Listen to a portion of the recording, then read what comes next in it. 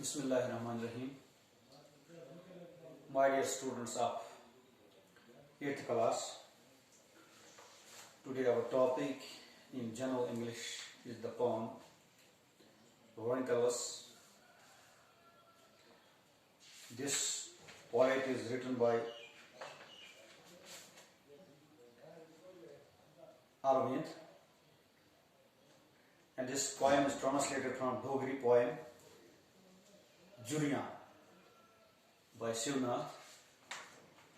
My dear students, you open your textbooks on page 67.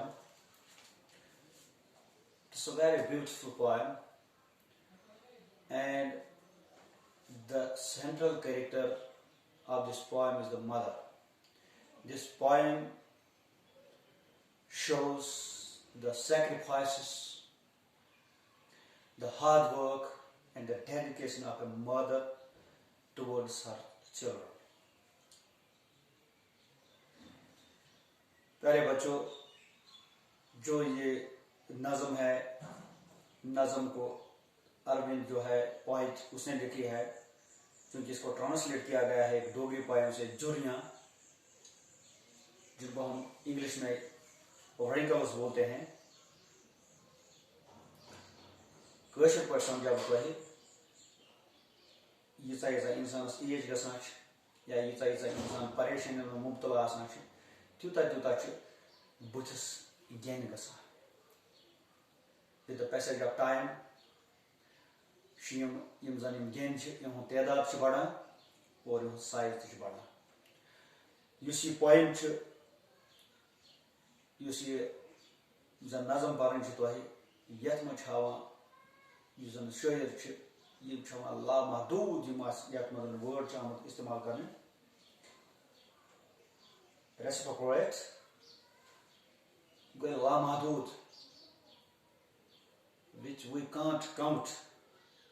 Tim sacrifices यम जन अख मोज अकिस बचस खतर करान.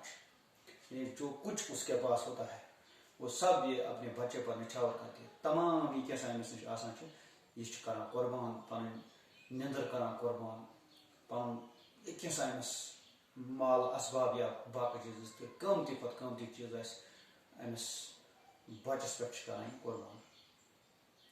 चूंकि ये सात वुचान बहत मुसलमान कुरानस मह आयत वबिल वालिदैन एहसाना, पन्निस मालिस माज सत करो रुत सलूक. पता हदीसों सतन गो यह साबित हुजूर सल्लल्लाहु अलैहि वसल्लम आव वन मालिस तो माज यानी साहब सबन कोर अर्ज या रसूलुल्लाह सल्लल्लाहु अलैहि वसल्लम मे कसन पे ज्यादा खदमत यानी ज्यादा प्रेफरेंस कत वन अमुक हदीस शरीफ वन मतन यह चीज कि ज्यादा कस पे मे प्रेफरेंस कर. 3 लट से सवाल कर 3 लट दिवान हुजूर सल्लल्लाहु अलैहि वसल्लम जवाब चन मोज चन मोज चन मोज. पे 4 लट वन पे वन मोज यानी सारे खुद ज्यादा प्रेफरेंस वुचान सह माज. तिज जन मोज मल सद खुद ज्यादा कुर्बानी अमिस बचस पे दिवान.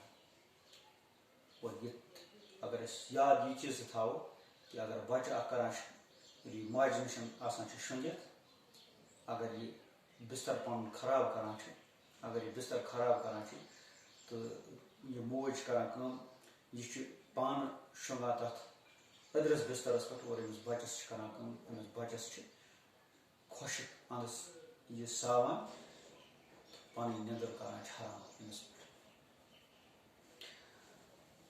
Mothers make infinite sacrifices for their children, including even giving up all they possess.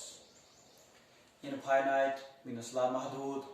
लामहदूद sacrifices कुर्बानियाँ करती है अपने बच्चों पर.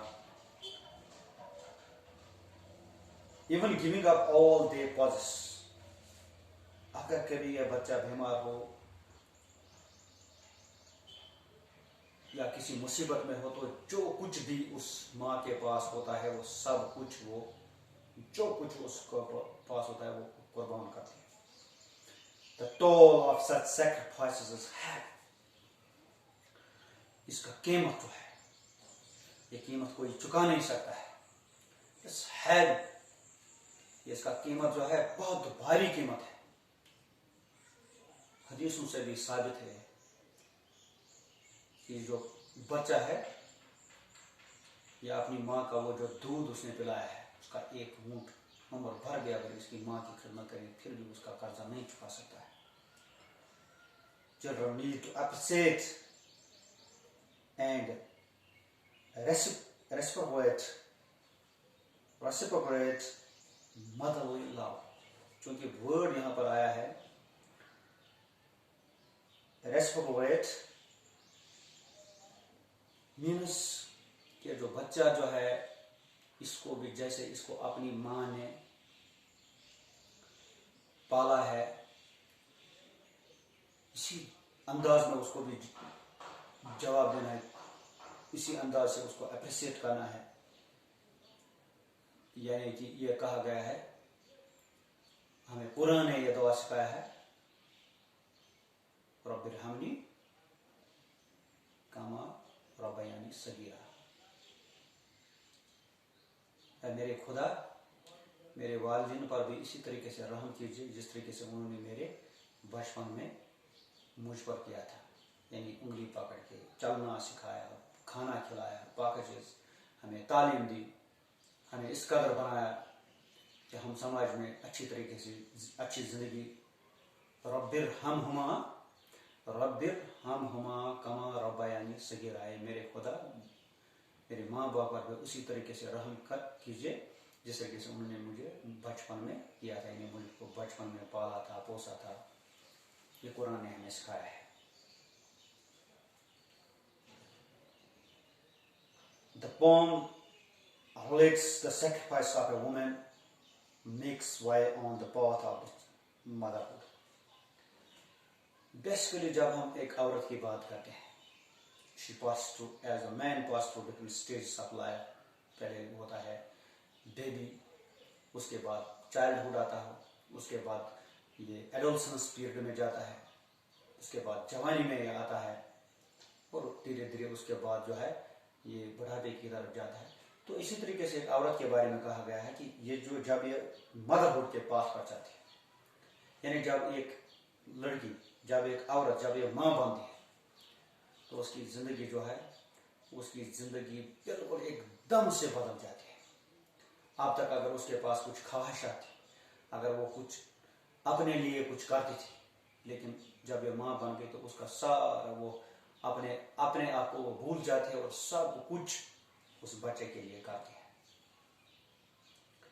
So we can say the central character in this poem is the mother। यही मरकजी किरदार है। इसी माँ के मुतालिक बात की गई है। तो मैंने आपको पहले बताया ये जुरियाँ जो है पोएम की इसमें डोगरी जबान में, तो इसी के ट्रांसलेशन किया है अरविंद, ये क्या नाम है इसका, शिवनाथ ने। और ये पोएम जो है ये लिखी है अरविंद ने। I will read 1-2 stanzas for you so that you can understand it। My mother making bold today, I begin to count wrinkles on your face, one wrinkle of the time when your father uprooted you from the backyard of his house to plant you in the courtyard of others। शायर कहता है अपनी माँ से, oh my mother you have made me bold today. मुझ में हिम्मत आ गई है, आज मैं ये कहना चाहता हूँ, क्योंकि ये शायर जो है अपनी माँ के चेहरे पर ये जुरियाँ देखता है। पन्ने माज बुथस पे गहन उठा और शायर वना कि वो बने बोल्ड आत्मा मस कि बकर कम अगर वो वन इमस पन्ने माज I begin to count the wrinkles on our face। मेरी माँ, मैं आपके इस चेहरे पर जुरियाँ देख सकता हूँ, इनको गिन सकता हूँ।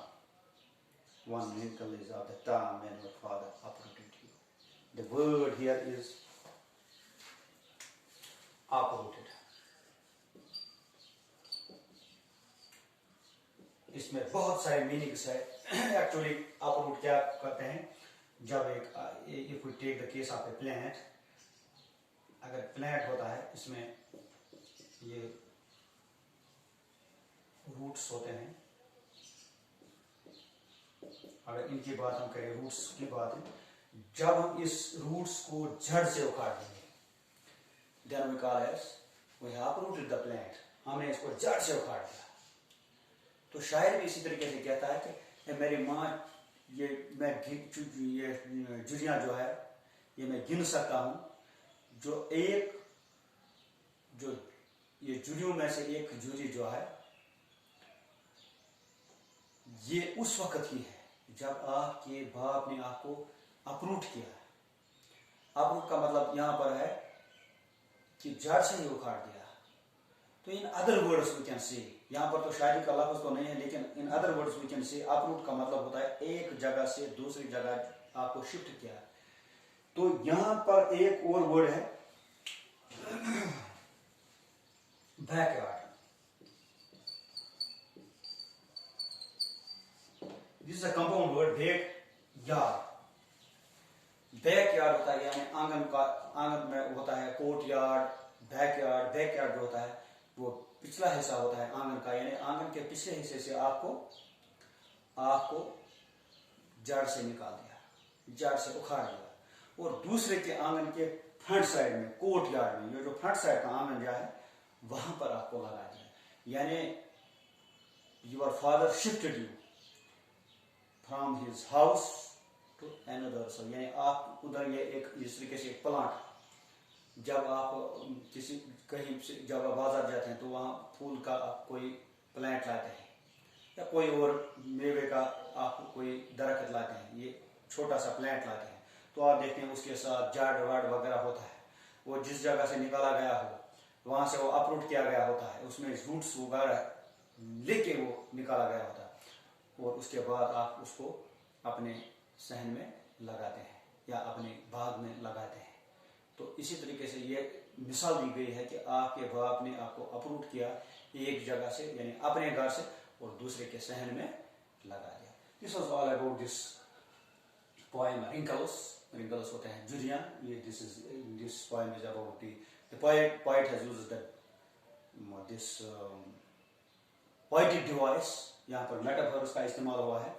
तो यहाँ पर ये जो है पोएट दर्शाता है कि what type of sacrifices a mother is giving to raise his children, to feed his children, अपने बच्चों को पालना पोसना बाकी चीज ये। तो you are advised to go through these stanzas ताकि आपको ये अच्छे तरीके से समझ में आए। और मैंने ये जो आप इसमें जो कुछ नए वर्ड्स जो है इनके मीनिंग्स में भी मैं आपको बताए, तो आप इसको